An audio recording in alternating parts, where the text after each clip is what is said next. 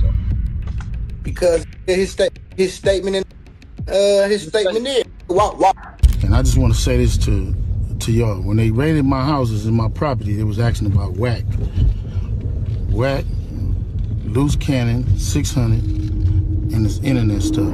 God damn, Because been 3 obviously years. you ain't going to court because you was going to court. Every time you go to court, they gonna let us know you going to court. So I can't go to court for immigration if I got an open gun case. What about fool? the gun case, bull? I can't go to court for immigration if I got an open gun give you case. your time. Wack 100 been out here loud and proud for years, calling everybody and their mama a snitch. But now, a leaked wiretap just shook the room, and it's connected to 21 Savage, and suddenly that old 2005 Fed gun case is crawling back up from the grave like a zombie with receipts. Now think about this. What if Wack been playing both sides this whole time? Picture it. The dude who's been yelling rat at the top of his lungs every day suddenly slips and boom, a little flash of something shiny peeks out his wallet. And it ain't money. People swear they saw a badge, a cop badge. Even if it was just a glimpse, that moment might have changed everything. Why that told him that though? Because his statement is Wack. But here's the kicker. It's who leaked the video that's got folks losing their minds. Word on the street, it didn't just circulate by accident. Nah, folks saying 21 Savage might have dropped it on purpose. Like, he wanted the world to see it. And honestly, who could blame him? Wack been talking reckless on 21's name for years, accusing him of snitching, saying he cooperated with ICE to keep his immigration papers clean, even tying him into the whole messy YSL drama. And through it all, 21 kept his cool. Just a few tweets here and there, maybe a slick comment, but he never really went in until now. If this leak really came from him, that wasn't pettiness, that was calculated, that was chess. Years of Wack throwing sneak disses on Clubhouse, whispering in the dark. 21 finally clapped back without even speaking, just pressed upload and let the streets talk for him. But here's where it gets even messier. Wack been out here pointing fingers at everybody, screaming snitch to throw people off his own scent, and this ain't the first time someone hinted Wack might be tied to the feds. Just a few months ago, Big U got wrapped up in some RICO charges. But get this, before Big U even turned himself in, he dropped a bomb on camera, saying Wack was out here working with the FBI. Now here's where things start to feel real suspicious. Before the RICO even hit the news, before the arrests, before the paperwork, Wack already knew. He called Big U's wife directly and told her straight up something like 911, he needs to leave now. So how he know before anybody else? Man, something ain't adding up. Man, it's looking real shady out here. Before Big U even got cuffed up, Wack was already on the phone with his wife, talking like he had inside info. That ain't no friendly heads up, but that's starting to look like a setup dressed up as a warning. Like how you know a raid is coming before it even goes down, makes you wonder if he made that call because he was in on it. And I just want to say this to y'all. When they raided my houses and my property, they was asking about Wack. Wack, loose cannon, 600, and this internet stuff. And here's where it gets messier. After Big U got locked up, Wack hopped online like he couldn't wait to talk. Real loud, pointing fingers, claiming Big U was the one dirty, saying he was out here using a BlackBerry to talk to the feds. I'm going through it. I said, yeah, I don't know nothing about this. He said, man, y'all too tight. I see Big U's signature. I see other signatures. I'm reading it. And what shook me was the police issued device to communicate with law enforcement in form of a BlackBerry. But instead of clearing his own name, Wack just stirred up more questions like, why you always got the drop before anybody else? It's almost like Wack always knows what's about to happen, but somehow he's never the one caught up in it. Every time something major goes down, he's right there in the middle, talking, accusing, stirring the pot, but never touched himself. That call to Big U's wife, that didn't feel like loyalty, that felt like somebody trying to cover all sides, warning the same man he might have helped line up. All right, so yeah, after you got that message, after you got the message, you hit up Big U's wife. You said, sis, 911. One sec, let me get solo. And you gave him a heads up. What I tell him? You said, one sec, let me get solo. He needs to leave. Bad. In caps, all caps. He needs to leave. I said so bad, right?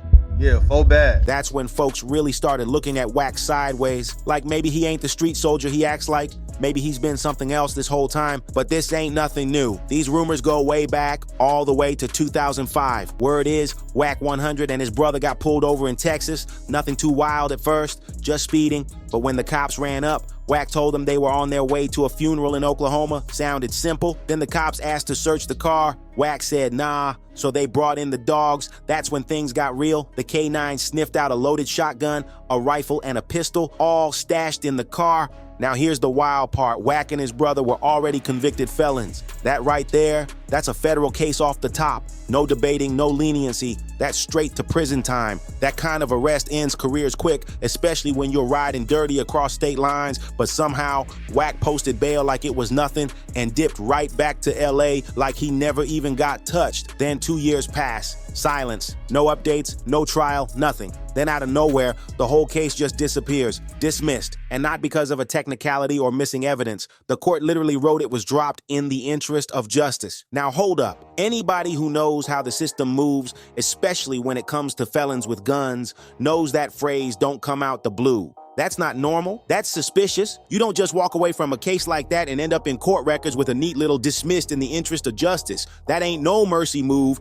That usually means somebody gave something up. Deals don't get that smooth unless somebody made the system smile. But Wack, he tried to clean it up years later, claiming the search was illegal, like the whole thing was bogus from the jump, but that was straight cap. The court records were out in the open, public for everybody to see, and there wasn't one word about an unlawful search. No technical errors, no mistakes, just a clean dismissal, like the whole case vanished on command.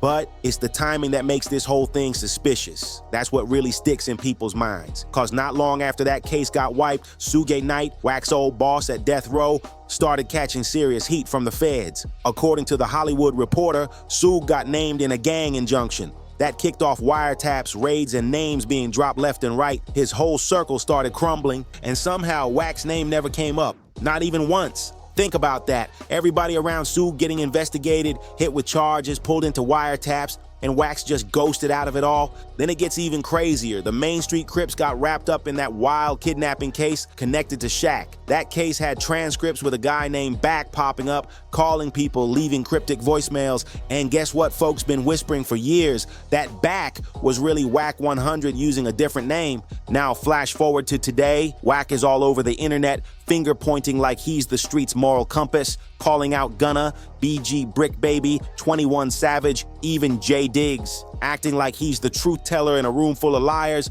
I'm gonna give you some time. I don't know, 24 hours, 12 hours, 5 hours, 6 hours, 1 hour. I don't know. I'm gonna give you some time though, Gunna, for you to go ahead on and confess. But let's be real, when I think that 2005 case don't match the tough guy image he's been pushing. A felon gets caught riding with 3 loaded firearms in the trunk and walks away untouched. That's not just luck, that's a miracle. And now almost 20 years later, that new clip drops with what looks like a police ID peeking from his wallet, and people are connecting the dots all over again. It's not just the badge, not just the beef, it's that lingering question that's been haunting his name since the day that case disappeared. What did he give up to walk away so clean? Because Wack's whole brand, it's been built off something, and now folks are starting to wonder what the cost really was.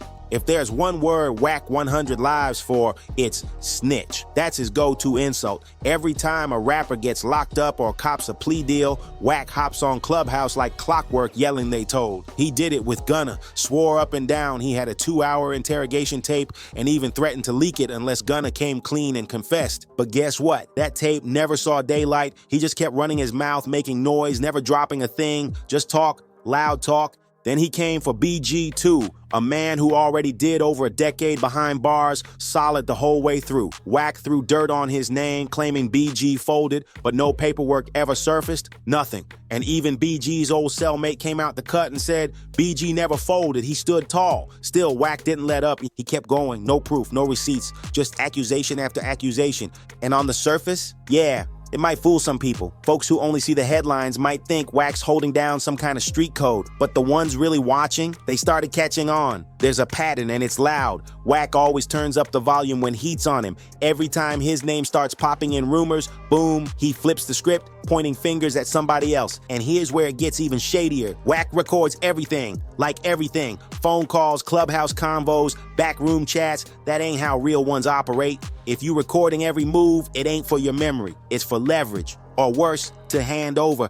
And now folks are piecing it together. Some of the rappers Wack invited onto Clubhouse, they ended up getting jammed. Take Loose Cannon, Dude went on Clubhouse, got baited into talking wild, and later caught a case. Coincidence? Maybe, but the streets ain't buying that. Now people are starting to ask the real questions. Was Wack setting folks up, poking at him, getting them hyped, letting the convos go viral, then letting the prosecutors pick through the audio like evidence, the way he baits artists into arguing, the way those leaks drop right when it helps his agenda? It's all feeling too perfect, too planned. Maybe not every piece is hard proof, but when you look at the whole picture, that pattern is screaming louder than Wack himself ever could. Let's not act like Wack 100 hasn't been planning himself in the middle of every hip-hop controversy for the past few years. He don't just happen to be around, he makes himself the center. Whether it's beef with rappers, street gossip, or high-profile court cases, Wack's name is always there, like he's got a backstage pass to every scandal. But what's really got folks talking is how calculated his moves feel.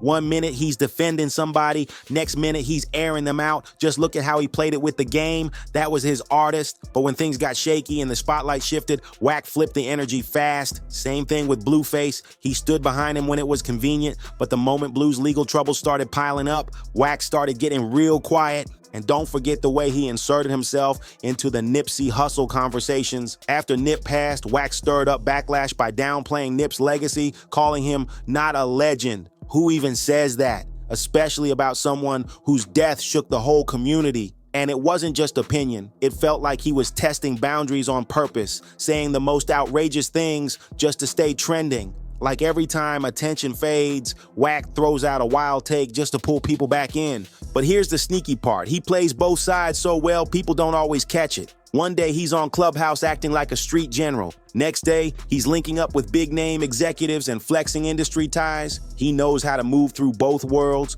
the block and the boardroom. And that's what makes it hard to pin him down. Some folks think he's got deep industry protection. Whispers have been going around that he's been cozy with certain law enforcement connected execs in LA, folks who have long-standing ties to both the music world and the justice system. Could that explain why he keeps dodging real consequences? And then there's the podcast circuit. Wack pops up on every show with a mic, spinning narratives, dropping exclusives, leaking clips, and twisting stories to fit his version of the truth. He's turned controversy into currency, drama into branding, but underneath it all, that same question keeps coming up. What's really fueling all of this? Because if Wack 100's whole image is built off calling out others, but his own history got sealed court cases, mysterious dismissals, and federal-level silence, then what exactly is he hiding behind all that noise? The more folks rewind the timeline, the more it starts to look like Wack been playing the long game, hiding right in front of us. Cause here's the twist. He keeps calling out other people, screaming snitch like he got a moral badge. But where's their paperwork? Where's their proof? Meanwhile, he's the only one who keeps showing up in situations where cases get dropped, trials get quiet, or law enforcement already knows too much. You start to wonder how. And that's what makes all this different. This ain't just another internet rumor. This ain't just about asking, is Wack working with the feds? No, it's bigger than that. It's about what it means if he really is. What does that say about the stories we've been fed, the platforms we've been giving people, the way we choose who to believe? Yeah, folks been laughing about it online, making memes, cracking jokes, but it's not funny anymore. Not when real lives are getting flipped, locked up, or ruined off one conversation, one Clubhouse recording, one suspicious leak. If Wack's been pulling strings while calling everybody else a rat, then we've been watching a puppet master this whole time, not a street general. And now, people are side-eyeing the man who always had the loudest voice in the room, wondering if that voice was wired from the very start, because if it was, then the game ain't just been messy, it's been compromised from the inside. And the scariest part, Wack still ain't laying low, he's still online, still talking, still stirring up drama like nothing's changed. But maybe, just maybe, the next thing he says will be the piece that finally makes it all click. Because when you've been this close to the fire for this long and never get burned, people stop calling it luck and start calling it a setup. If you made it this far, you already know what to do. Drop a like, hit that subscribe button, and leave a comment letting us know what you think Wack's really been hiding. Is he the loudest voice for a reason, or the biggest distraction of them all? This is UrbanSwitch, and trust, we'll be right back when the next piece drops. See you on the next one.